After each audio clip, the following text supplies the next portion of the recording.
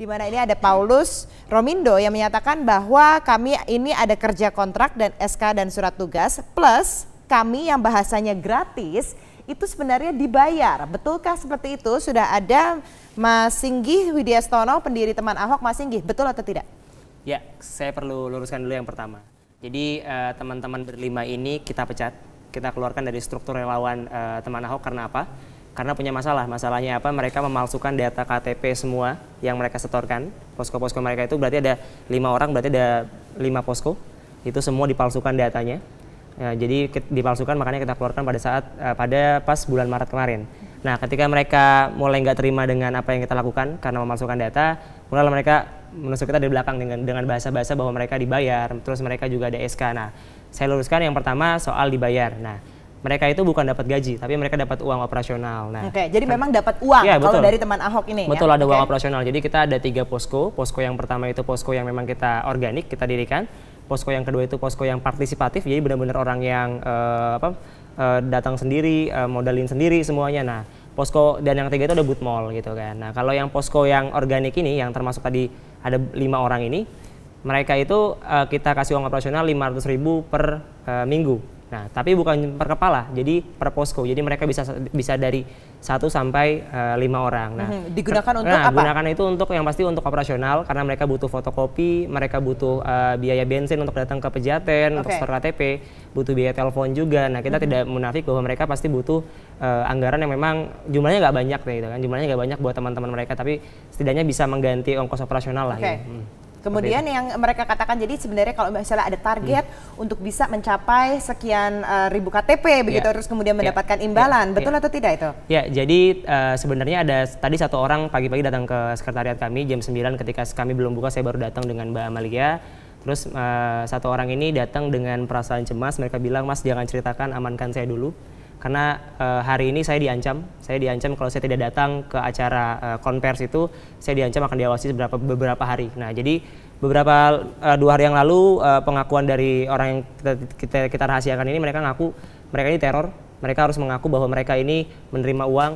Jadi udah disiapkan skenario-nya sebaik mungkin, dikaranglah semuanya sebaik mungkin, tapi malah lucu gitu. Jadi bahan ketahuan kita. Jadi ada bahasa-bahasa bahwa ada di konversi itu ada 153 posko. Padahal kita nggak punya sampai segitu. Kita cuma punya 90 posko gitu kan. Jadi ini apa ya? Ini sebuah bentuk fitnah lagi-lagi ke kita. Saya juga harus sampaikan bahwa memang tadi kami menggelar konvers di Pejaten, kami bilang bahwa ini bukan dari teman Ahok, tapi ini mantan teman Ahok yang memang mungkin sakit hati. Mereka itu sebenarnya motifnya untuk menjatuhkan teman Ahok atau menjatuhkan Ahok? Ya bisa jadi untuk menjatuhkan teman Ahok ya gitu kan. Mungkin ada orang di belakangnya untuk men-setting sedemikian rupa sehingga apa mereka mau membeberkan gitu. Kalau dirunut masalahnya dari mulai teror yang pertama mereka terima 2 hari yang lalu gitu kan. Terus juga kami bilang bahwa 5 orang ini orientasinya uang.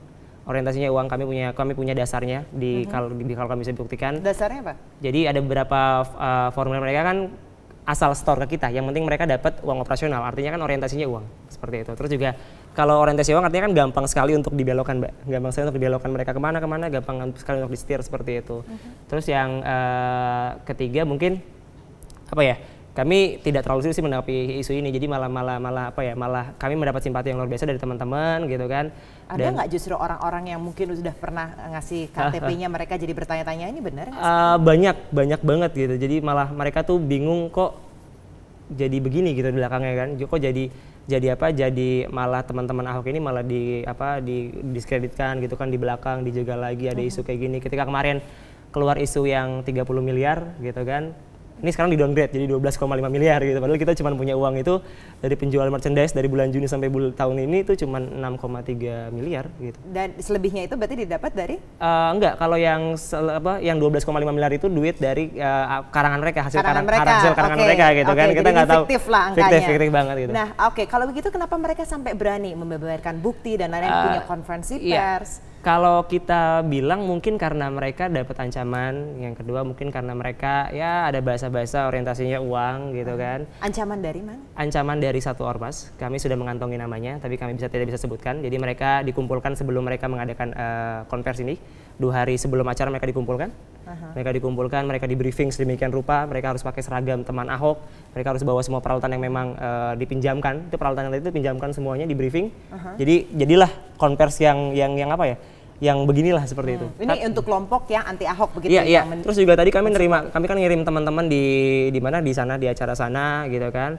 Terus kata teman kita, satu orang itu kalau di salah satu kafe itu kan 75.000. Totalnya itu sekitar kemarin tadi itu acara menghabiskan sekitar 3.750.000-an. Jadi artinya kalau saya nggak yakin teman-teman 5 orang ini bersedia gitu kan, dirugikan, terus mereka gelar konvers kalau di belakangnya nggak ada kepentingan. Baik. Ya. Nah, Mas Inggi udah kasih konvers Ya, untuk membalas ini ya penjelasan mereka. Apa yang akan dilakukan nantinya? Apakah akan ada menempuh jalur hukum misalnya atau seperti apa? Saya belum memikirkan, dari teman-teman belum memikirkan langkah hukum selanjutnya, tapi kan teman Ahok bukan kami berlima saja, tapi ada jutaan orang yang memang mungkin siap akan melaporkan mereka karena pemalsuan, karena pencemaran nama baik. Jadi kami di teman Ahok tidak bertanggung jawab andaikan 5 orang ini dipidanakan nantinya dengan kasus misalnya pencemaran nama baik atau apapun gitu. Tapi kalau dari teman Ahok sendiri tidak akan meneruskan sampai pencemaran nama baik begitu? Belum tahu. Tapi langkah selanjutnya mungkin akan kami pikirkan matang-matang nantinya. Mas Inggi Widyasono, terima kasih banyak sudah bergabung bersama kami. Kita tunggu kelanjutan nantinya bagaimana dari